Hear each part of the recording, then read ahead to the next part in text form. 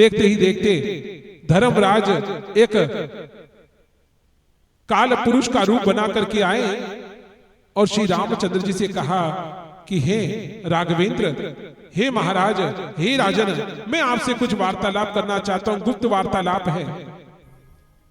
ऐसे कक्ष में हम चले जहां पर मात्र मैं और आपके अतिरिक्त कोई ना रहे, और यदि कोई आ गया तो उसे मृत्युदंड आपके द्वारा दिया जाए। तभी श्री रामचंद्र जी ने कहा कि हे लखन, हे लक्ष्मण, ये मेरा आदेश है, भीतर मेरी अनुमति के बिना कोई नहीं आए और हम दोनों की वार्ता को कोई श्रवण नहीं करे, अन्यथा मैं उसको मृत्युदंड का आदेश देता हूं। कहा ठीक है। जैसे ही भीतर गए, दोनों में वार्तालाप हो रही है। एक तो नारायण है और एक नर बन करके आए हुए काल पुरुष है।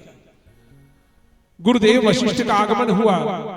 वशिष्ठ मुनि के साथ आज श्रृंगी ऋषि आए हैं और आकर के कहने लगे कि अभी ही हमें श्री रामचंद्र जी से वार्तालाप करना है। कहा कि क्षमा करना, अभी आज्ञा है महाराज श्री राम की। अभी वे गुप्त वार्तालाप कर रहे हैं। कहा कि ठीक है, रघुकुल रीत सदा चली आई, प्राण जाए पर वचन न जाई। यदि रघुकुल का यह नियम भंग होने जा रहा है, ये रीत यदि उल्टी बहना चाहती तो कोई बात नहीं, हम यहां से खाली हाथ लौट जाते हैं। जैसे ही जाने लगे तो कहा क्षमा करना, आप ठहरिए, मैं अभी जाता हूं।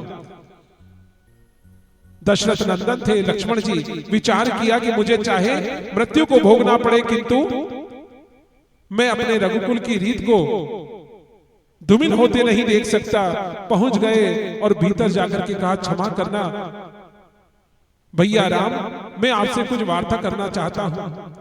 गुरुदेव श्रृंगी ऋषि को लेकर के आए हैं। जैसे काल पुरुष ने देखा, खड़े हो गए अपने सिंहासन से, कहा कि हे राजन, मैंने आपके द्वारा यह आदेश दिलवाया था कि कोई हमारी वार्तालाप के बीच आए और विघ्न उत्पन्न करे तो उसे मृत्यु दंड दोगे। क्या तुम अपने भाई को मृत्यु दंड दोगे, अन्यथा अपने रघुकुल की रीत को आज धूमिल कर दोगे? भैया राम आज थर थर कांपने लगे। आज मैं अपने भाई को मृत्युदंड कैसे दे सकता हूं? रोदन करने लगे, कंठ भर गया है। उसके बाद भी आज राज सिंहासन की गरिमा को बनाते हुए कहने लगे, हे लक्ष्मण, मैं तुम्हें मृत्युदंड देता हूं। मृत्युदंड जैसे ही सुनाया, श्री रामचंद्र जी घुटनों के बल बैठ गए। आज वैसे ही दीन दशा है। महाराज दशरथ ने जब आदेश दिया था कि राम, मैंने वचन दिया है कि तुम वनवासी होगे, पर मैं वनवास तुम्हारे साथ जाऊंगा। मुझे छोड़ करके राम मत जाना, तुम मेरे प्राण हो, मुझे छोड़ के मत जाना। श्री रामचंद्र जी चरणों में प्रणाम करते हैं, मूर्छित हो जाते हैं महाराज दशरथ। वैसे ही दीन दशा आज राम भैया की हो गई है, क्योंकि लक्ष्मण जी को मृत्यु दंड दिया है। किंतु आज जैसे ही चेतनता को प्राप्त किया, गुरुदेव के सानिध्य में पहुंचे और उनको सारा वृत्तांत सुनाया। गुरुदेव ने कहा कि मृत्यु दंड दिया है तो उसे तो देना ही होगा। तो मैं अकेला नहीं, मैं आज अपने भाई के साथ स्वयं जल समाधि लूंगा और अपने प्राणों का अंत करूंगा। अपने हाथ में कुशा को ले लिया श्री रामचंद्र जी ने, और पीछे पीछे लक्ष्मण जी आ रहे हैं। लक्ष्मण जी के पीछे भरत जी और शत्रुघ्न।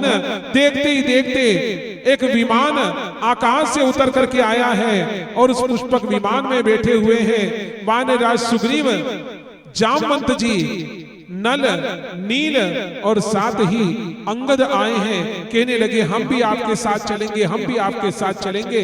अंगद को कहा है कि तुम्हें अब राज सिंहासन को संभालना है किष्किंधा धाम के। उनको भेज दिया। जामवंत जी को चिरायुता और चिरंजीवी का आशीर्वाद देकर के भेज दिया। अब चारों भैया धीरे धीरे जल में प्रवेश कर रहे हैं। सरयू जी के जल में पुष्प वृष्टि हो रही है आकाश मंडल से। जितने भी अवध के नर नारी थे वे सब 12 वर्ष के से छोटे छोटे बालक बालिकाओं को छोड़ करके सभी आज मोक्ष को प्राप्त करने के लिए सरयू नदी में प्रवेश करते हैं और ढोल मृदंग बजने लगते हैं। चहुओर शंखनाद होता है, जय जयकार हो रही है। बोली राजा रामचंद्र भगवान